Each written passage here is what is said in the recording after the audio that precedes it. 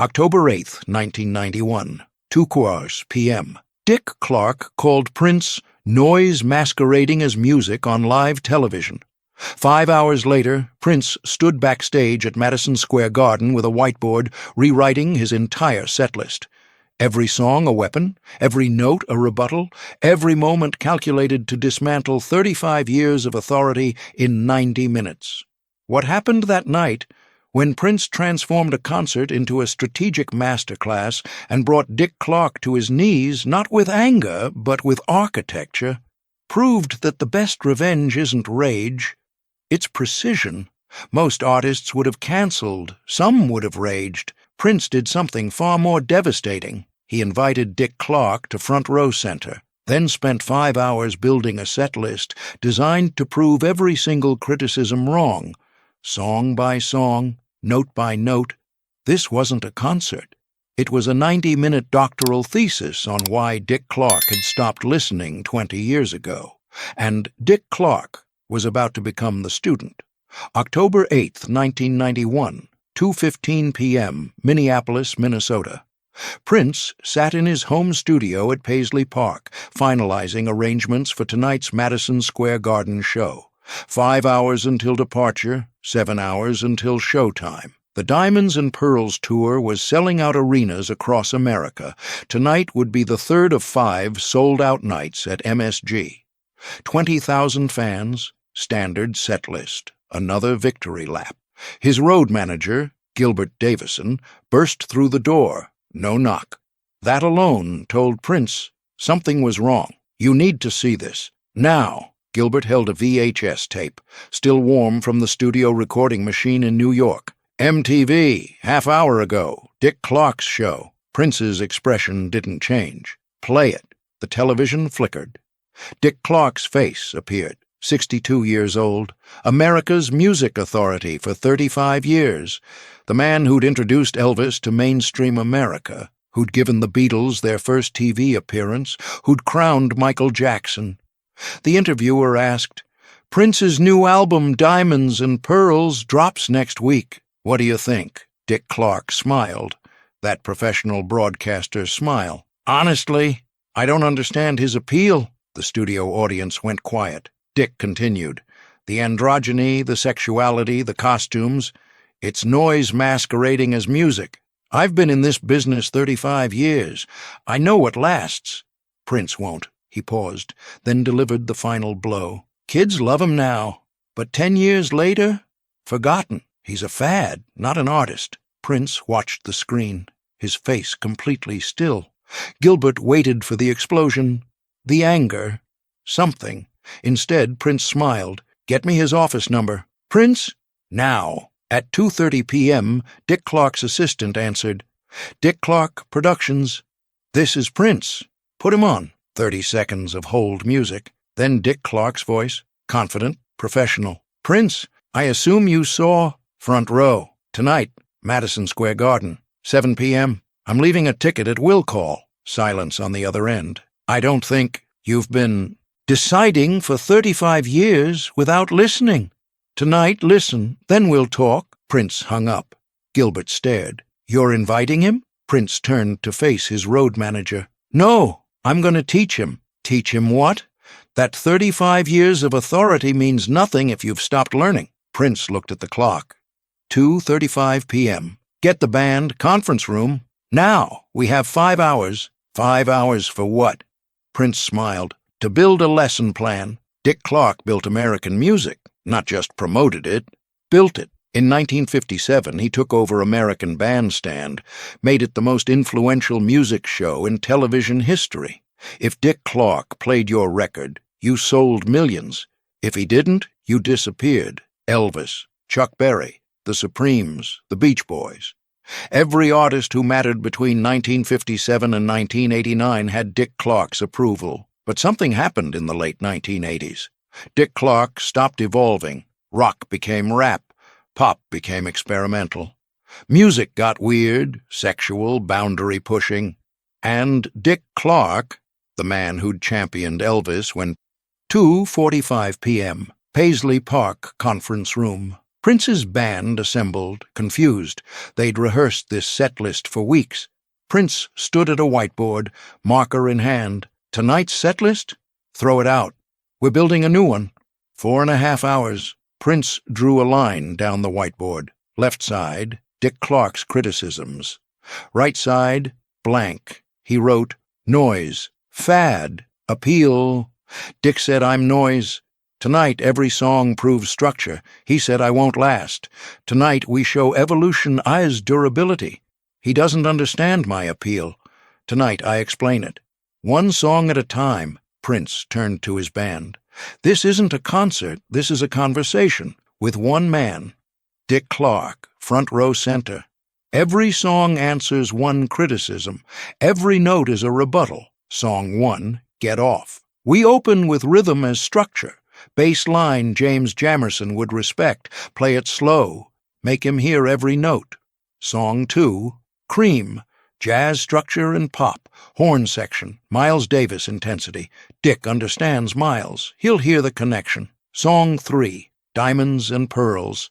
Ballad, songwriting proof. Bridge modulation, Burt Bacharach style. Dick respects Bacharach. Song 4, Purple Rain. Prince's marker hovered. 1984. Dick said, too slow for radio. Tonight, I play it 2 minutes longer, make him sit with every second he was wrong. Rosie Gaines watched Prince plan. You're not performing tonight, you're going to war. Prince shook his head. No, I'm going to school, and Dick Clark's about to learn. For 2 hours, Prince architected every moment. 4:45 p.m. Gilbert entered. Ticket delivered. Dick Clark confirmed he's coming. Prince nodded. Good. You really think you can change his mind in one show? I'm not changing his mind. I'm educating it. Gilbert looked at the whiteboard. The strategy, the precision. This isn't revenge. No, Prince agreed. Revenge is emotional. This is pedagogical. 7 p.m., Madison Square Garden, New York City. 20,000 fans filled the arena. Standard energy, standard anticipation. But front row, center seat, sat someone who didn't belong. Dick Clark, 62 years old, wearing a suit, arms crossed, skeptical. Backstage, Prince made final adjustments, changed his shirt, purple silk. Rosie found him. He's here, front row, just like you planned. Prince nodded. How does he look? Like he's waiting to prove himself right. Perfect. The further they fall, the more they learn. 7:15 p.m. Lights down. Prince walked on stage.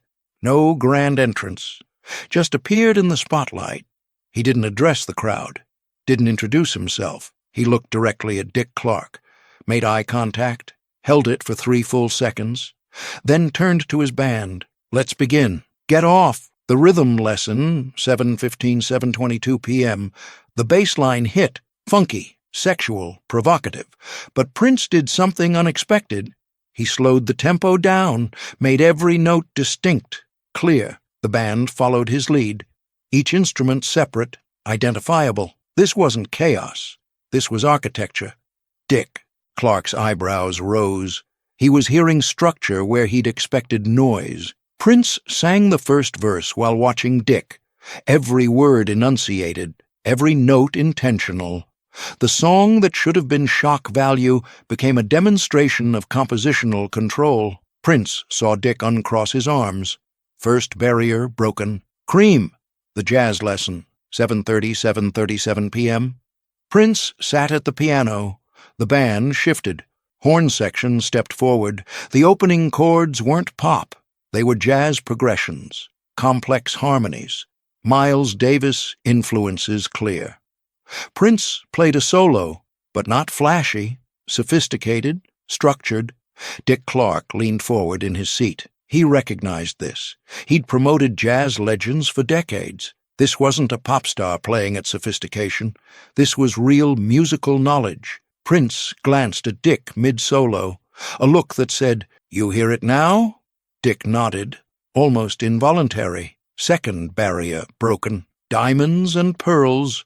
The songwriting lesson, 7:55, 8:02 p.m. The ballad.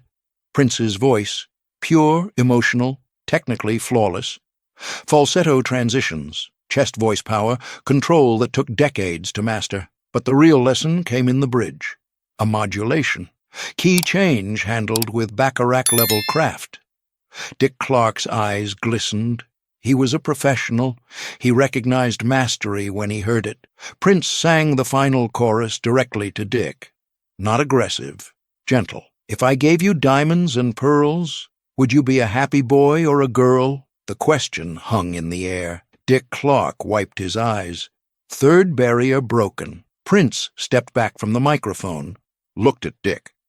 The first 45 minutes had been strategic demolition. Each song a calculated answer to each criticism, but the real lesson was coming. So when was the last time someone showed you that expertise isn't just 8:45 p.m., 1 hour, 30 minutes into the show? Prince had moved through 8 songs, each one a lesson, each one dismantling another criticism. Now came the moment he'd been building toward. The stage lights dimmed. Purple wash across the crowd. Prince picked up his guitar. Cloud model, custom made. He looked at Dick Clark, spoke directly into the microphone. This next song, someone once told me it was too slow for radio. The crowd roared. They knew what was coming. Dick Clark's face went pale. He knew too. That was 1984, 7 years ago. Let's see if it's still too slow. The opening chords of Purple Rain filled Madison Square Garden. But Prince wasn't playing the album version. He extended the intro. 30 seconds longer, each note sustained, making Dick sit with it, feel it, experience every second. The crowd swayed. Lighters appeared. 20,000 flames. Prince sang the first verse with his eyes closed.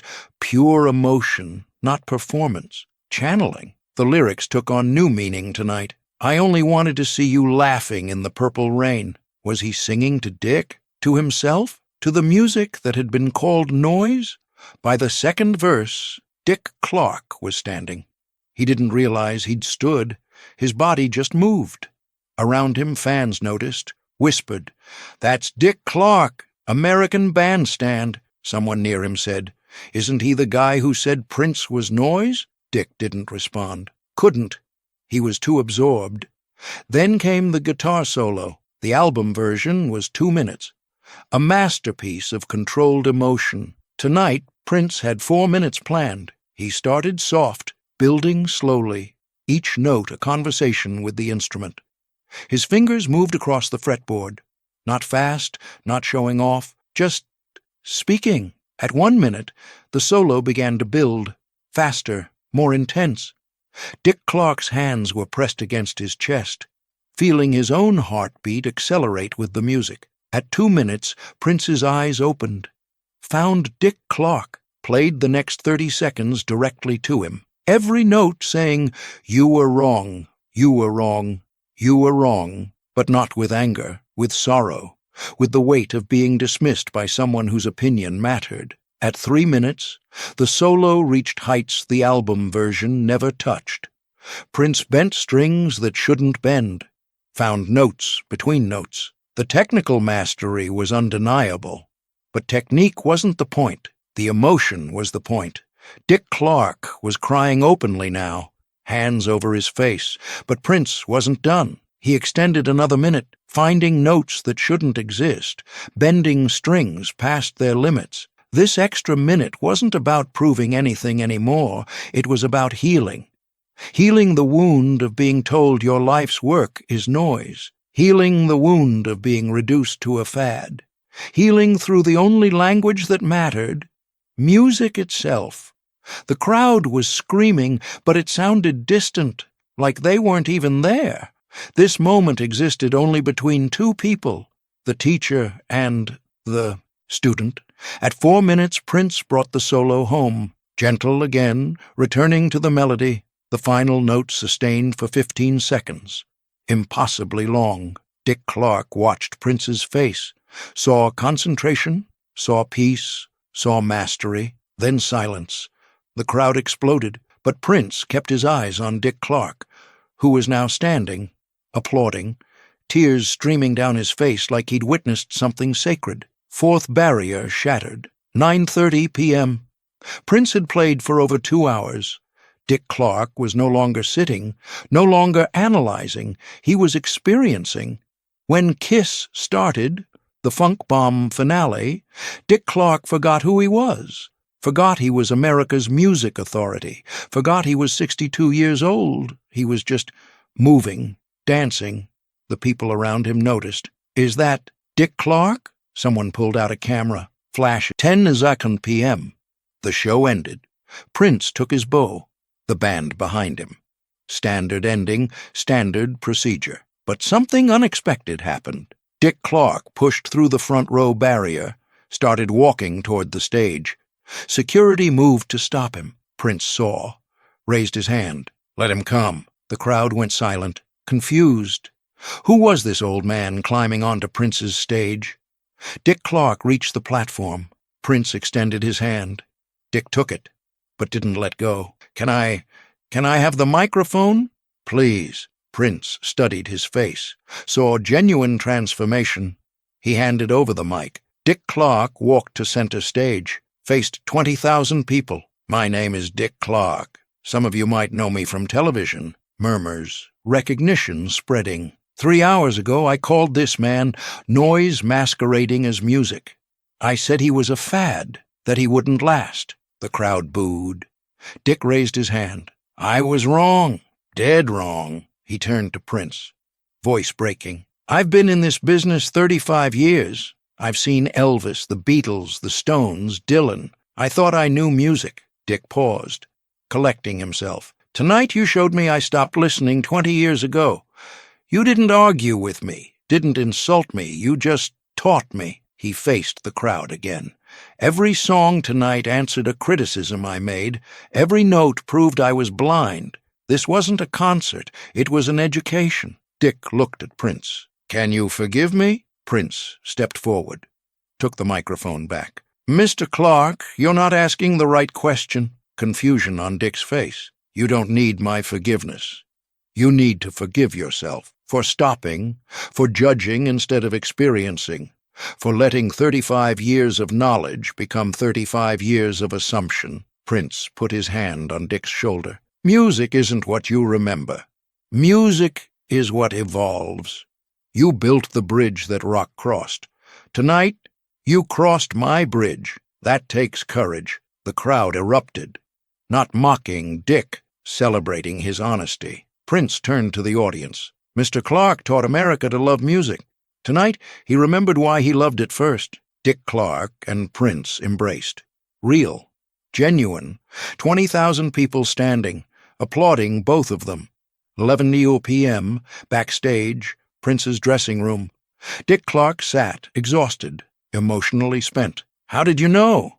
he asked quietly. "How did you know exactly which songs would break through?" Prince smiled, opened a filing cabinet, pulled out a folder, thick, organized. 35 years of American Bandstand episodes. Every interview you've given, every artist you've praised, every genre you've dismissed. Dick's eyes widened. "I've been studying you for 10 years. Since you first said I was too weird for mainstream. Tonight's set list wasn't improvised in 5 hours. It was designed over a decade." Prince opened the folder. Pages of notes, charts, analysis.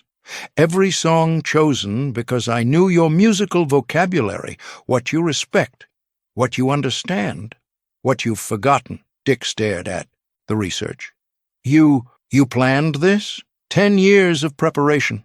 5 hours of execution." Dick looked at the man he'd called Noise 8 hours ago. "You didn't humiliate me. You could have." Prince closed the folder. "Humiliation teaches nothing. Education teaches everything. Tonight wasn't revenge.